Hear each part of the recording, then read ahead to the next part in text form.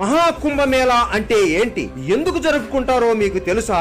మత్స్య పురాణంలోని సాగర మథనం ప్రకారం దాదాపు 12 ఏళ్ల పాటు దేవతలకు రాక్షసులకు మధ్య అమృతం కోసం యుద్ధం జరిగింది. అయితే ఈ గొడవలో అమృత కలశం నుండి కొన్ని చుక్కలు భారతదేశంలోని 4 ప్రదేశాలలో పడ్డాయి. ఈ 4 ప్రదేశాలు ఇవే: ప్రయాగ్రాజ్, ఉజ్జయిన్, హరిద్వార్, నాసిక్. దీని ప్రకారం ఈ 4 ప్రదేశాలలో కుంభమేళాలు నిర్వహిస్తూ ఉంటారు. సాధారణమైన కుంభమేళా ప్రతి 4 సంవత్సరములకు ఒకసారి జరుగుతుంది. అర్ధ కుంభమేళా అనేది ప్రతి 6 సంవత్సరములకు ఒకసారి హరిద్వార్ లేదా ప్రయాగ్రాజ్ లో జరుగుతుంది. పూర్ణ కుంభమేళా అనేది ప్రతి 12 సంవత్సరములకు ఒకసారి ప్రయాగ్రాజ్, హరిద్వార్ లేదా నాసిక్ లో జరుగుతుంది. 12 పూర్ణ కుంభమేళాలు పూర్తి అయిన తరువాత, అంటే 144 సంవత్సరాలకు ఒకసారి ఈ మహా కుంభమేళా ప్రయాగ్రాజ్ లో జరుగుతుంది. ప్రస్తుతం ఇప్పుడు జరిగేది మహా కుంభమేళా. గంగా, యమున, సరస్వతి ఈ నదులు కలిసే త్రివేణి సంగమం దగ్గర జనవరి 13 నుంచి